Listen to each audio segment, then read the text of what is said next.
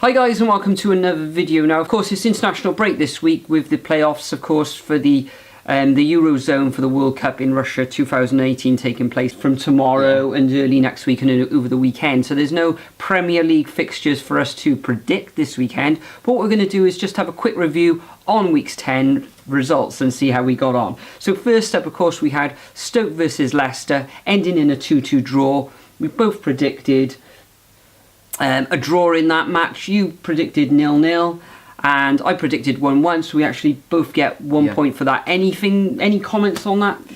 No, not really. No. I thought it was going to be a draw either way. Both sides are near the bottom, and they haven't been playing too well at the moment. Like Leicester, first few matches don't claw well. It'll take time for them to gel. Stoke, they just haven't been up for it this season, so. No, well, I think either team could have won really, but overall, bit of a drab affair. Okay, you did have a couple of 4 goals in it altogether, but muchness that match. Then moving on, we had Huddersfield versus West Brom. I think you went for the win. You predicted 2-1 to Huddersfield. I predicted 2-1 as well. Exactly the same. We both pick up a point each on that match. Anything to add on that one? Not really. Not really. The only thing is West Brom. If you look at West Brom now, I think they've only won around about 3 matches since around about May. I think March even, something like that. They've just won twice in the league. You know, Pulis, they are defensive, but they're not picking up these wins. Could they be in real danger of going down? Well, I don't think so. West Brom just tend to get a lot of draws really. So what they need to do is they need to start pushing more up front, really, instead of trying to stay back and park the bus like they normally do. Then nobody's putting in putting the ball in the back of the net. Like Rodriguez, I thought what's going on? Rondon and Robson Kanu. It's not happening for them at the moment, and they're actually in 16th position. Okay, moving on to the next match, which was Newcastle against Bournemouth. We both predicted that this was going to be a Newcastle victory. However, Newcastle came unstuck and Bournemouth actually pulled it out of the bag with a 1-0 victory. You had 2-0, I had 2-1. So big fat zeros for us all around on that match. Next we had Southampton Burnley, and you predicted 1-0 to Burnley, and I predicted a 0-0 result. There weren't that many goals in this game. However, you came away with that perfect results, Perfect results. You had the 3 points. I had 0 for that one. Moving on to the next match, we had the Jacks or Swansea City against Brighton down at the Liberty Stadium in Swansea, of course. And I predicted a 1-1 draw, and you predicted 2-1 win to Brighton. 2-1 win. You had the right results, wrong score, but all the same, you did. 1 point. Swansea. What can we say? We said in the last video, where are they going? What's happening? I know where they're going. I know where they're going. Where the Championship. They're heading down. Yes, they're heading straight down. Really? Well, and I'm so happy to see that. Well, before the season started, I think I mentioned that I think Swansea will, just stay up by the skin of their teeth. They'll finish around about 16th. Yeah, I predicted them to finish 17th. I predicted them to finish 18th. So Swansea, precarious. Their squad, they haven't got anyone. They got Tammy Abraham up front. They've got Wilfred Bonny's come back in, but he's injured. They're not creating enough goals. They're finding really hard to come by. And if you're not scoring goals in the Premier League, and you concede in one, you're going to go down. Yeah, like they're just. They try and play from the back and everything's just not working from the season. We said they're just falling apart at the back and in midfield. They got good strikers and everything. It's just they're falling apart in the middle. Yeah. That was, against Brighton, that was a game they really should have targeted for the 3 points, but they come unstuck. But all I can say is Clement in. Clement in now, is Clement it? in. I thought you were going to say he was going to go. No, Clement in. Right, okay. Moving on to the next match, and we had West Ham against Liverpool. And let's just have a look at what we said last week, or what you said last week. I reckon it's going to be 2-1 Liverpool, and there's a possibility after this fixture that Slaven Bilic might be sacked. Really? Yeah, that's what I believe is going to might happen. So well done. Yeah. You went for the Liverpool victory. I think you said 2-1 last week. You did. Yep. Liverpool actually pulled it out of the bag with a great victory at 4-1 at the London Stadium. Away. Liverpool, terrible away all season, but they did the business, didn't they? And as you said, yep. Bilic is gone. Going to go. And David Moyes, really. Well, I think David Moyes maybe... Okay, he didn't do well at... How can you say... He didn't do well at Sunderland. How can you say that David Moyes is a good manager when his last 3 jobs... Man United, they were 7th in the league when he got sacked, finished 7th. Then he went to Sociedad, finished in the bottom end of the table when they're supposed to be an upper mid-table team. And then what can we say about Sunderland last season? Finishing 20th, and look at where they are now, bottom of the Championship. Yeah, but they're even in a more precarious position in the Championship, and that's where David Moyes. Is where David Moyes put them, because of how much of a bad team he built for them during the Premier League. Not that I'm defending... They were the second worst team ever to finish in the Premier League. It's not all his fault, that. It was all his fault. Okay, how can you fail at 3 clubs? Yeah, but look at him before. Preston did very well. He did very well at Everton. But at Everton, he did not reach his full potential. Wait, 2 seconds. Wait, Everton, there was talk about him going back there, but he is at West Ham. So you don't think he's going to do a great job at West Ham? He won't at all. I think what they'll do... When a new manager goes into club, you will see an upturn. What I can see him is probably going to improve that defence because they're leaking goals like mad. I think that's 4 games now without a win. Yeah. So... And going back to when you said he was a decent manager at Everton, well, believe it or not, people are saying that he had such a good squad depth, he just didn't get enough potential out of the players. I think they were at... Would they finish around about top 6? I think they were finished 7th. Yeah, they had the potential to get Europa League, Championship... Champions League places, but David Moyes just couldn't get it out of the players. I think he's going to flop at West Ham, and I think that the signing of David Moyes has confirmed the relegation. Really? So you think they're going to go down now? I think they're going to go down. What, with Swansea? Yes. And Palace, or do you think they will get out? I think it's going to be Palace, Swansea, West Ham. I think I'm going to stick with my original thoughts back in the prediction video, which you can watch on the channel, of course. I think I predicted Huddersfield to go down. I'm going to stick with that. I can see them go down. They did well, then they went bad, and now they're doing okayish. But I think as the season wears on, I think Huddersfield are going to, slip down. I think they're currently, where are they at the moment? They're in 10th, but they're on 15 points. They're 6 points above West Ham at the moment. So. It's still very tight. Okay, moving on from West Ham chat to Tottenham against Crystal Palace at Wembley. Now, this was a certain win, to be honest, wasn't it?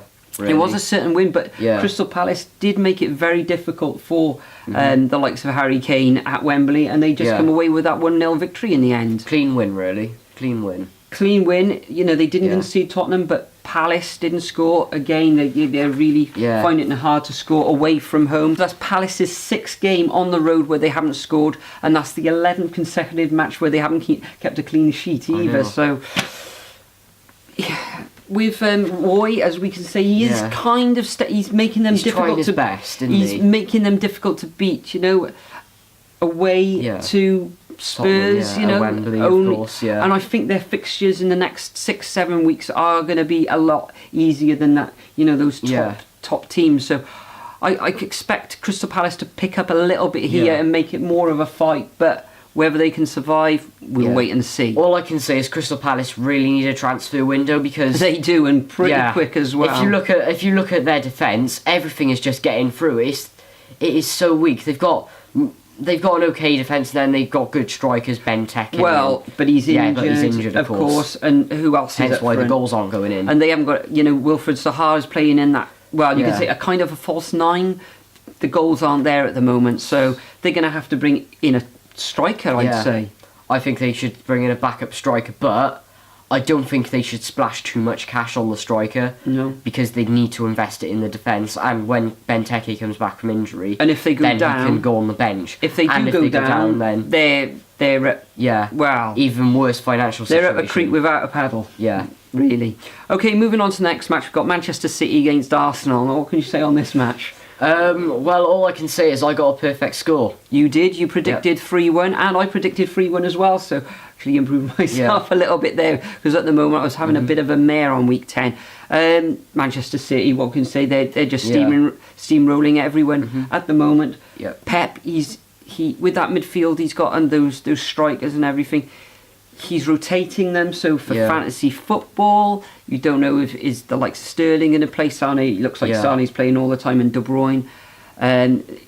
The likes of Aguero, he started and played and scored. Yeah. But I thought Jesus was going to start, but he didn't. He came on and he scored as well. So fair dues. Yeah. Pep's actually getting this one right. That's why I'm not really putting any Man City players in at the moment. 'Cause Well, of that I'm going to put rotation? in. I'm going to get rid of Sterling because of the rotation and put in Kevin De Bruyne instead.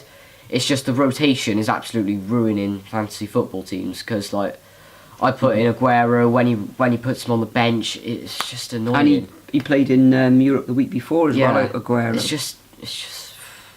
Okay, so moving on to Yeah. the next fixture, we've got Chelsea against Manchester United. I predicted a 1-0 victory for Manchester United. You predicted a 2-2 draw. And what happens? Chelsea go and win. They grind out that 1-0 win. Morata scored from Aspilicueta.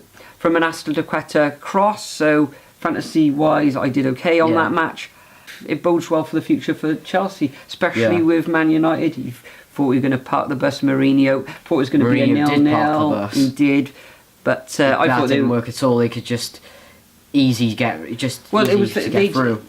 You know, Man United did have their chances, they didn't take them. Chelsea took theirs, and good night to Manchester United, you could say. Yeah. And moving on to the final match of the weekend, it was Everton against Watford at Goodison Park. Everton gaining the victory, actually moving out of the relegation zone as well. So well done, David Owensworth. Then they were, I feel, lucky in the end because cleverly missed that penalty. He could have made it 3-3. Watford, who've been scoring goals for fun, and they go away again, scoring a couple of goals. Richarlison scoring. Richarlison, great so player, good very good player. But in the end, Everton, well done, 3-2. You went for a 2-0 victory for Watford. I went for a 1-1 draw, but of course, Everton won 3-2. So, scores on the doors from our side of things is you had your best week, I think, of the season so far. You came away with 11 points. I came away with 6 points. You actually had 2 perfect scores. I had the one score and only picked up another few results. So in all, you had 11 points. I had 6 points, and overall, now you've got 75 points, but just ahead, as we said a couple of weeks ago, on 76 points. It's me, but it's very close. Yeah. And you could have drawn level, so it's very tight. Yeah. Looking at the comments section as well, guys, we've got a couple of familiar faces down there. We have the likes of Nathan Evans with 7 points, so well done to you again, Nathan. But you're also joined with that familiar face who is Ray M. Ray M, well done yet again. I think that's your 4th time as a shout out. So kudos to you, kudos to Nathan, well done. So in the last couple of weeks, we've seen 2 managers lose their jobs in the likes of Koeman at Everton, and now, as you predicted last week, Bilic at West Ham. Who do you think will go next? Clements. Swansea, you reckon they'll get rid of him? I reckon they'll get rid of Clement next. Even though it's like musical chairs or a merry-go-round down at the Liberty Stadium. I think it's either going to be Clement, or I know you're going to be a bit shocked at this, Roy Hodgson. Already? Well, they're going to push the panic button. Yes, I think they will. Okay, so who do you think is going to be the next one out of the door? I think that... Well, at the start of the season, I did say Mark Hughes. However, you know, they're tough to score against. But I think it could be West Brom. 3 victories since around about March, I think it is. 2 victories this season. They are hard to beat, but if West Brom, I think next 5 matches, if they lose 4 of those 5 matches, I can see Pulis will be in trouble. I can see Pulis going, unfortunately. So that's what I predict. Yeah. So there we are, guys. That's our roundup of week 10. Hope you enjoyed the video. We're going to enjoy the international break. I'm going to be watching Wales against France in Paris. We're not actually going, so we'll just watch that one on the TV. Panama next Tuesday. We may take a trip to the Cardiff City Stadium for that. Not sure what our agenda is.